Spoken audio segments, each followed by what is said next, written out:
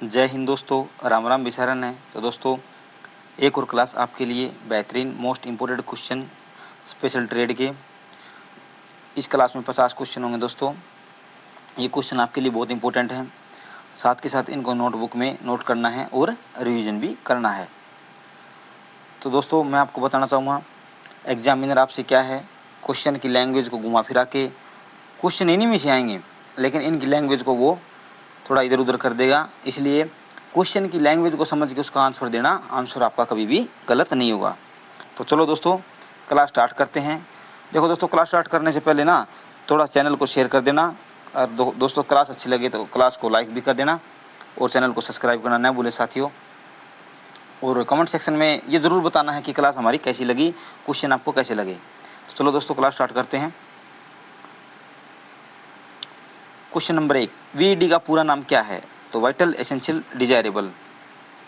Question number 2, VED analysis किस आधार पर की जाती है? तो वस्तु के महत्व के आधार पर। देखो दोस्तों, ये मत सोचना क्वेश्चन दोबारा आ गए हैं, नहीं, क्वेश्चन दोबारा आगे ठीक, आपका रिवीजन भी होगा, लेकिन कुछ क्वेश्चन आगे हैं जिनकी लैंग्वेज को चेंज किया गया है। क्वेश्चन नंबर 3, वीईडी एनालिसिस का मुख्य उद्देश्य क्या है? तो इसका आंसर क्या रहेगा? आवश्यक स्पेयर पार्ट्स की उपलब्धता सुनिश्चित करना। प्रश्न नंबर 4, वी कैटेगरी किसे कहते हैं? तो इसका आंसर क्या है? अत्यंत महत्वपूर्ण विटाल वस्तुओं को क्या बोलते हैं? V category. देखो दोस्तों, है ना, थोड़ा चेंज कर दिया क्वेश्चन को। प्रश्न नंबर 5, क्वेश्चन नंबर 5 है, वाइटल आइटम क्या होता है? तो इसका आंसर क्या रहेगा? जिसके बिना वाहन उपकरण पूरी तरह बंद हो जाए उसको बोलते हैं विटाल आइटम्स, यानी an item without which the equipment can not function. Question number 6, प्रश्न नंबर 6 में क्या है?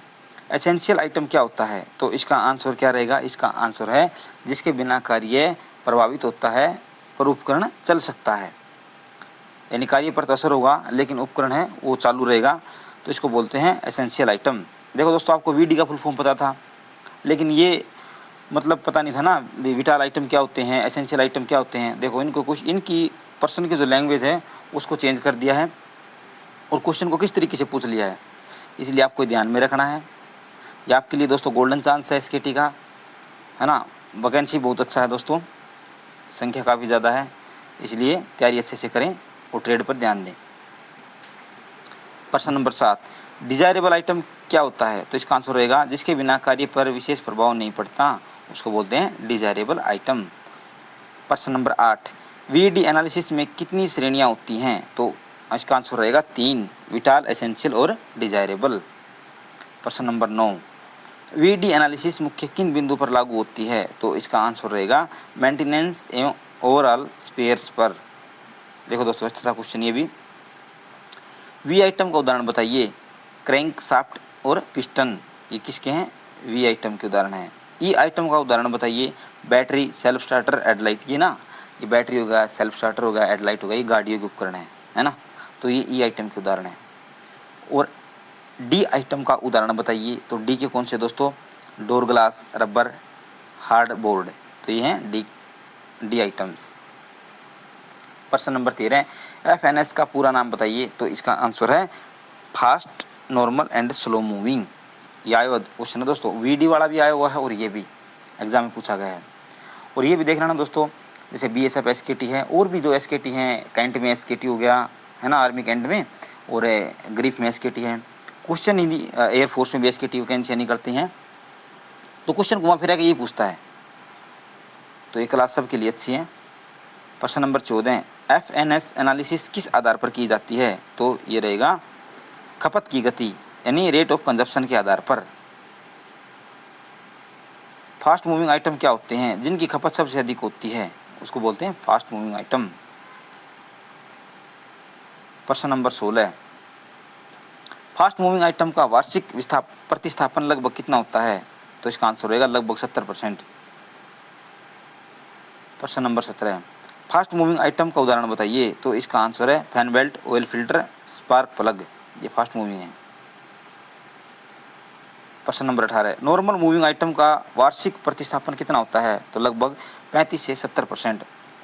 क्वेश्चन अच्छे लेवल के हैं दोस्तों, ये इनको थोड़ा अच्छे से नोट कीजिए और इनका बार बार आप रिवीजन भी कीजिए, तभी आपका सिलेक्शन श्योर है दोस्तों। प्रश्न नंबर 19, नॉर्मल मूविंग आइटम का उदाहरण बताइए। तो इसका आंसर है brake shoe, gear, wire, clutch plate. यह है नॉर्मल मूविंग आइटम। प्रश्न नंबर 20, स्लो मूविंग आइटम क्या होता है? जिनकी खपत बहुत कम होती है उसको बोलते हैं स्लो मूविंग आइटम, यानी an item with a very low consumption rate. प्रश्न नंबर 21, FNS एनालिसिस का उद्देश्य क्या है? तो इसका आंसर क्या रहेगा? खपत के अनुसार स्टॉक का नियंत्रण करना FNS एनालिसिस का ये मुख्य उद्देश्य है।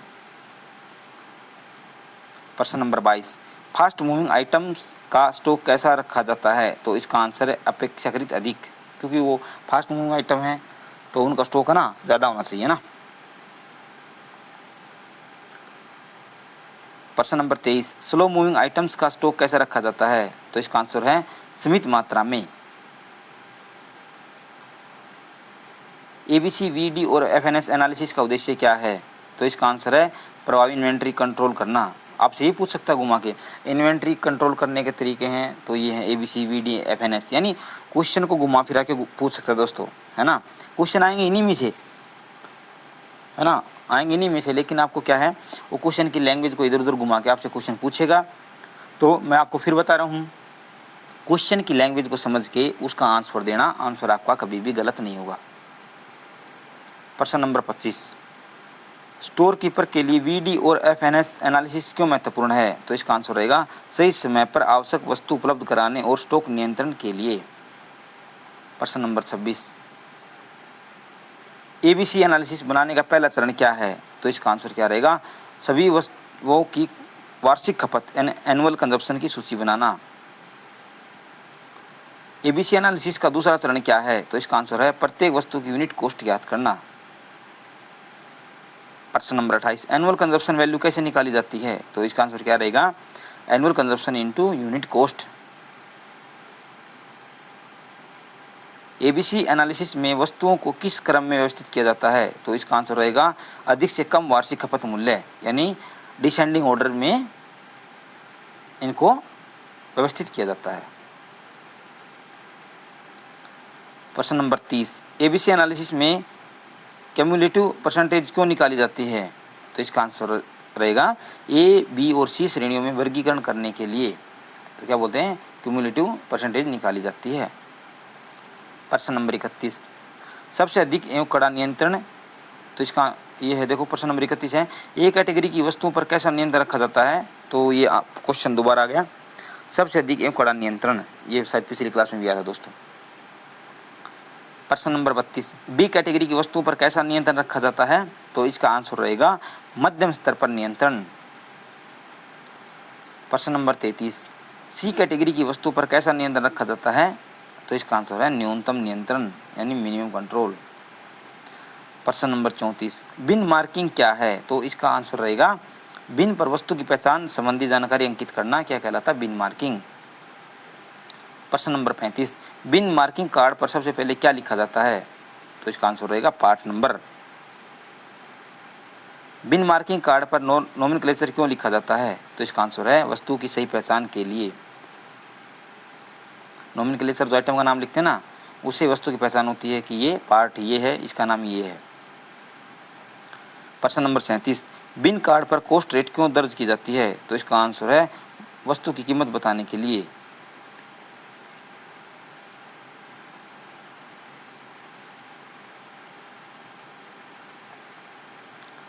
प्रश्न नंबर 38, बिन मार्किंग कार्ड पर VD क्लासिफिकेशन क्यों लिखी जाती है? तो इसका आंसर है वस्तु की महत्ता दर्शाने के लिए। प्रश्न नंबर 39, बिन मार्किंग कार्ड पर ABC क्लासिफिकेशन क्यों लिखी जाती है? तो इसका आंसर रहेगा मूल्य के आधार पर वर्गीकरण दिखाने के लिए, है ना दोस्तों।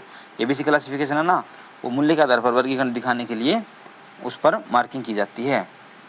प्रश्न नंबर 40, बिन मार्किंग कार्ड पर FNS क्लासिफिकेशन क्यों लिखी जाती है? तो इसका आंसर है खपत की गति बताने के लिए। 41, बिन कार्ड कहाँ रखा जाता है? तो इसका आंसर है बिन के अंदर। प्रश्न नंबर 42, इन्वेंट्री कंट्रोल का मुख्य उद्देश्य क्या है? तो इसका आंसर रहेगा वस्तुओं का सही एवं अद्यतन लेखा करना। प्रश्न नंबर 43, इन्वेंट्री कंट्रोल किसके लिए उपयोगी है? तो इसका आंसर रहेगा रिसिप्ट, इश्यू और बैलेंस का रिकॉर्ड रखने के लिए। प्रश्न नंबर 44, स्टोर कीपर का मुख्य कार्य क्या है? तो इसका आंसर है स्टॉक का सुरक्षित भंडारण एवं सही लेखा रखना। स्टॉक कंट्रोल का सबसे बड़ा लाभ क्या है? तो इसका आंसर है स्टॉक की कमी और अधिकता दोनों से बचाव। प्रश्न नंबर 46, इन्वेंट्री एनालिसिस का मुख्य लाभ क्या है? तो इसका आंसर है लागत कम करना और स्टॉक नियंत्रण बढ़ाना। प्रश्न नंबर 47, ए कैटेगरी आइटम्स का निरीक्षण कितनी बार किया जाना चाहिए? नियमित, एक बार एवं बार बार, है ना। जो ए कैटेगरी की ना, उसमें जो वस्तु होती है उनका नियमित और बार बार क्या है, उनका निरीक्षण है, उनकी जांच करते हैं, क्योंकि ना उसमें वस्तुओं की कीमत बहुत ज़्यादा होती है और उनकी संख्या बहुत कम होती है, तो कॉस्टली वस्तु होती है इसलिए। प्रश्न नंबर 48, वीडी एनालिसिस में सबसे महत्वपूर्ण श्रेणी कौन सी है? तो इसका आंसर है विटाल वी। एफएनएस एनालिसिस में सबसे अधिक खपत वाली श्रेणी कौन सी है? तो फास्ट मूविंग यानी एफ। प्रश्न नंबर 50, स्टोर कीपर एग्जाम में सबसे महत्वपूर्ण इन्वेंट्री एनालिसिस कौन सी है? तो देखो ये क्वेश्चन अच्छा है दोस्तों। इसका आंसर है एबीसी एनालिसिस, वीडी एनालिसिस और एफएनएस एनालिसिस, तीनों ही है महत्वपूर्ण, है ना। तो इनको थोड़ा ध्यान से पढ़ना है। साथ ही 50 क्वेश्चन थे आपके लिए, इंपॉर्टेंट क्वेश्चन है, इनको बार बार रिवीजन भी करना है। और देखो दोस्तों, 2 क्वेश्चन दोबारा आ गया, ये मत सोचना कि दोबारा है मैंने पहले लिखा हुआ, ये नहीं, उसको साथ के साथ नोट करो, आपका रिवीजन और भी अच्छा होगा, आपकी पकड़ अच्छी होगी ट्रेड पर, और जिस भी कैंडिडेट की ट्रेड पर अच्छी पकड़ होगी दोस्तों उसका सिलेक्शन श्योर। तो मिलते हैं दोस्तों नेक्स्ट क्लास में। जय हिंद।